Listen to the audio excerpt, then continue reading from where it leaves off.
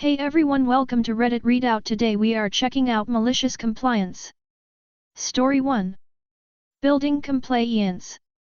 Edited for readability. Building Compliance. I was working on a project at work. It was a huge 300-unit luxury apartment building and I wasn't quite sure how to draw it. I asked my boss Dominic, not real name, to help me, and he said just put it on the back burner and I'll help you with it. I said okay. 2 weeks later I got called into the office by the big manager Cassie, and Dominic was in the office with her. She asked me why this project wasn't done yet. I told her I needed help with it, and that Dominic had said that he would help me with it. Dominic said he didn't remember me asking for help when I clearly asked for help 2 weeks prior. I got really pissed off and had to go in the bathroom and cry about it for a little while. Dominic lied to cover his ass and I was pissed. The next day I got an email from Cassie and she instructed me to get with either Dominic or Supervisor Sam for help on this project. I wasn't going to go to Dominic after what he did. So I decided to go to Sam. No one in management likes Sam because he's very smart, a little weird and kind of antisocial, but I like him and I get along with him. When I approached Sam and asked him for help on the building, he said just give me the paperwork, I'll take care of it. I told him I would meet him at the building with the paperwork to discuss the sketch and the building attributes. I met him at the building, we discussed, gave him the paperwork, and I left to do other work. The next week I was approached by Dominic asking if I had the paperwork done yet for this apartment project. I very cheerily told him that Sam had the paperwork. Dominic asked me why he had the paperwork. I told him that Cassie had emailed me and told me to get with either him or Sam to complete the building, and that's exactly what I did. I also told Dominic that Sam instructed me to give him the paperwork and as my supervisor I did it. I'm not going to defy a supervisor, right? He said okay with an incredulous look on his face, turned around and left. I knew he was going to Cassie's office, and sure enough I got an email from her. I told her as per her email instructions I met with Sam in the field and got some help. Told her he instructed me to give him paperwork, which I did, him being my supervisor. Sam put the apartment building on the books at $45 million. But of course Cassie had to have the last word and emailed me that I was supposed to meet Sam in the field to learn how to pick up such buildings. She went on to say Sam doesn't train people because he's not paid enough to do that. When I told her that he met me at the apartment and was training me, the look on her face was priceless. So now it has been my life's mission to be as big a pain in the ass to management as possible and to beat them to death with their own rules. Story 2. What game are you playing? A tiny bit of malicious compliance that happened to me a minute ago. A bit of info before we start. I was hanging out with my friend and we are very big on collecting toys. Specific toys though. Littlest pet shops and stuffed animals, preferably Webkins, wolves and jelly cats. We collect wolf plus highs to play a wolf pack game. And my little sister, who I will call B for brat, saw we were playing with the orange wolf. A while ago she gave me this wolf, but apparently she wanted to take that back, so she screamed at us. My parents were on me and my friend's side. She was so mad that she stole my plush and hid it in her room. My parents looked for it but couldn't find it. She eventually gave it back. But I was still mad at her, so I wanted to ignore her for the rest of the night. This leads to 5:30 p.m. the malicious compliance. I was playing Roblox on the laptop. We used to have a very old computer for me and my sisters. I believe it was a Macintosh 128, anyways irrelevant. I was playing a game that was stupid. I saw it and wanted to try it out. It's called Eat Drywall for those who are looking for a relaxing, funny game. B wanted to know what I was playing, so she asked, "What are you playing, Gwen?" In a sweet innocent little girl voice. Just FYI, my name is not Gwen, it's just my online name. I ignored her, so she asked again in that annoying voice. I still wouldn't respond, so in a more angry tone she asked again. This happened for around 5 more times until my dad told me I only had to answer her one question and wouldn't have to talk to her for the rest of the day, so I complied. Maliciously. I thought of an answer for a second too long for B, because she shrieked Gwen. What? Are you playing? I smirked and opened my mouth to say, fine, I'm playing Roblox. She just stood there in shock before storming off to go tell Dad. Honestly, I think he was amused because he just told her that I technically answered her question. Thanks for reading my ramble and have a good day or good night. Story 3. I'm very bad at this job, I guess. Gonna make this one a double because neither really deserves its own post. I work at an auto manufacturer, and a previous job I held had me making hoods for two styles of car, that we'll call A and B.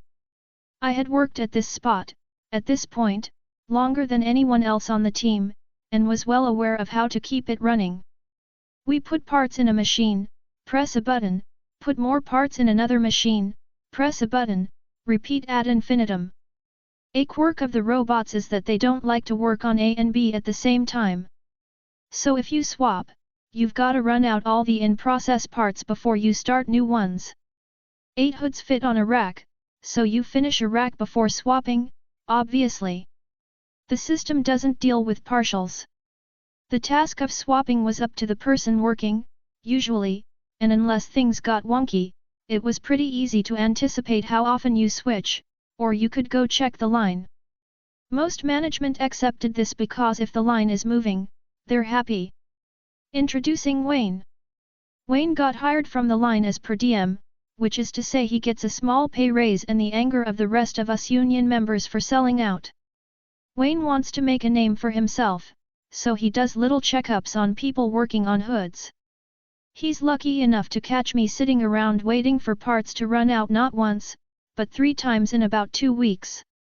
This prompts him to puff himself up and tell me I need to keep moving so we don't run out of parts. I can't just sit around waiting. I shrug and say okay. So while he watches, I start putting A parts in while B parts are still cycling through. Immediate faults. I sit down and wait for skilled trades to come fix it. Few minutes later, I'm moving. I put more parts in, faults again. Skilled trades comes back. By now the B parts have finished going through, and skilled trades asks why I'm not waiting. I shrug again and gesture to Wayne. Wayne, did you know it was gonna fault? Me, shrug, just doing what you told me. Part 2. Wayne is still my manager, and hasn't learned much. He decides that since we ran out of A hoods once, he needs to be more involved in telling people when to swap between A and B. Note, this happened because we had a new team member who hadn't quite gotten the hang of it. They caused less than a minute of downtime because they swapped too late. People frequently tried to do mass builds of A then B, rather than swap more frequently. So Wayne tells us that we don't switch unless he or the team leader says so. You got it, boss. So I happily build A parts. It must have been a busy day, because I don't see my team leader or Wayne for hours. One of the drivers comes back to ask me if I'm gonna build B parts and I explain what I've been told. She tells me, well, I'm running out of racks, but whatever. She's been there a while, has seen it all, and is down to let it ride. Finally, Wayne comes back in a rush to tell me to switch to B hoods. Sure thing, boss. Unfortunately, Wayne is just a little too late. By now, the line has 0 B hoods, and 0 empty racks. The robots are chock full of A hoods as well. No racks can be emptied because the line can't move, unless they wanna shove them in the repair hole and attach hoods later, and I can't get my B hoods out because my robots are full. The line stops for a full 20 minutes and we're told to use our best judgment in the future. I just shrug and go back to work as usual. Story 4. Want me home right now? Sure. In my role as a team lead at an engineering company, I had 3 years of experience under my belt before a new manager stepped in. Unfortunately, this manager didn't seem to grasp the company's operations or bother to learn about our work environment. One day, a significant training session was scheduled with a client in a city located around 1,000 kilometers away. To make sure we were well prepared, my colleague and I took a flight the previous night, aiming to be at the client's office by the 8 a.m. start time. On the day of the training, we arrived promptly at 8 a.m., joining representatives from other firms in the conference room. However, as the minutes ticked by, it became evident that something was amiss. 8:30 a.m. came and went, followed by 9 a.m., and then 9:30 a.m. Feeling increasingly puzzled, we decided to step out and ask reception about the delay. It wasn't until 11 a.m. that we learned the unfortunate truth: the trainer had fallen ill, and the training session had been cancelled. With a mix of disappointment and determination, my colleague and I swung into action. I called up the airline to rearrange our flights, while my colleague contacted the hotel. The hotel graciously allowed us to stay an extra day without any additional charges, and the airline accommodated our flight changes without penalties. In a twist of fate, we managed to salvage the situation by arranging a dinner with local colleagues and even getting some client project managers to join us. Armed with our well-devised plan, I reached out to my former boss to fill him in.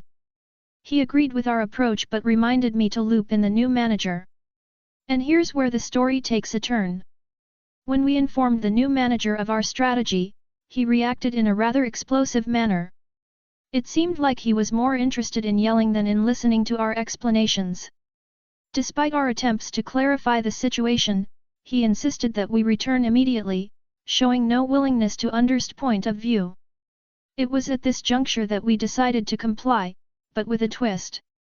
We went to the hotel, checking out by 4 p.m. They charged us for another night, which we accepted with a resigned nod. At the airport, the airline informed us about the additional fee for changing our flights, which we accepted with a knowing smile.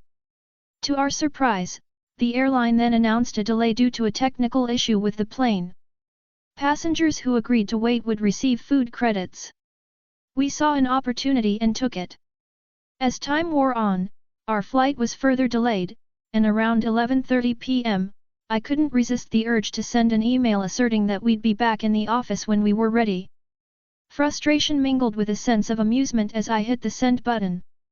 We finally made it home around 1:30 a.m. the next day, a journey that cost the company extra money and disrupted our local meetings, which could have salvaged the situation. The following day brought a face-to-face encounter with the new manager.